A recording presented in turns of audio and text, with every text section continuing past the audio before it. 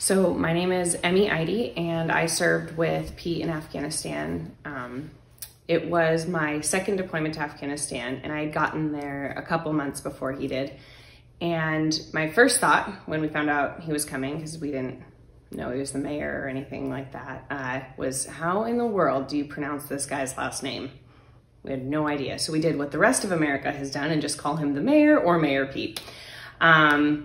Then you get his resume. So we take a look at his resume, and dang, there's just no way anyone could have a stacked resume like this and be in his early 30s. I mean, he went to Harvard and he went to Oxford on a Rhodes Scholarship, and he is a mayor of a city that I had only heard of through Notre Dame, but is actually quite a large city. And not only that, is he was deploying while being a mayor and still actively participating in politics, and he's a Navy officer. It's just kind of out of this world, right? So he gets there, and we know that this guy has this resume, and you're thinking, I'm sure he's really full of himself. He has the right to be, but nope. This is the most humble man I had ever met. Just kind of brushed it off. Yeah, it was a really great experience. And, doing all those things was really fun. And I'm excited about where I'm at now. Just kind of moved along with it. Like, hey, this is just part of me and what has shaped me into the person that I've become, but not what defines me. So my third thought, really, besides his name and how hard it was to pronounce and then how amazing his resume was this is one of the most extraordinary leaders I've ever worked with. He's someone I would follow into battle. He is someone that embodies servant leadership in everything that he does.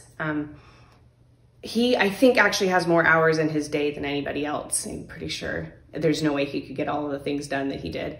I know that his workload was heavier than mine, and he still found time to sit down and talk with you and have an interesting conversation.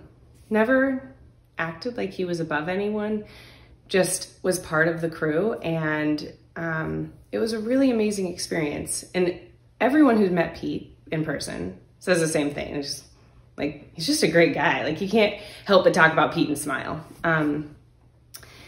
But the thing that struck me is his servant leadership. And so when he announced he was running for president, kind of thinking back about my experiences with him, and one of the experiences that I think really just rings true to who he is one day we were just casually talking, and I think someone else had mentioned that he was volunteering with children during his free time in Afghanistan, which, mind you, we don't have much free time.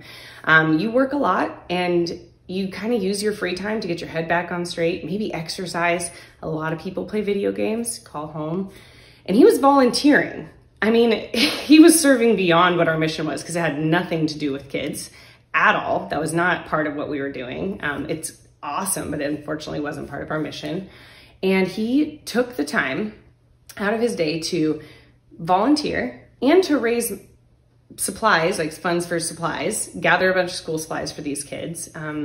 In Afghanistan, they're building up the schools again, and they've been doing that for a little bit, and he was an active part of that and making sure that people get education, because he knows how important it is.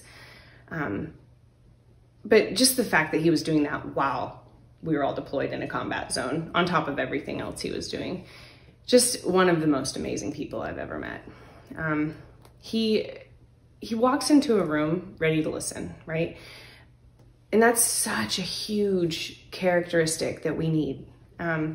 He doesn't walk into a room ready to be heard. You can tell that when he's sitting and listening, he's not just thinking about the next thing to say that's gonna maybe make him look good, or have his own conversation along with someone else, what we might call a dual monologue. No, he listens and really takes it in, and he admits he's wrong, admits he needs to learn things. No one who knows that many languages and understands that many things about international relations and local policies can ever walk into a room not ready to learn and not ready to listen. And Pete has that.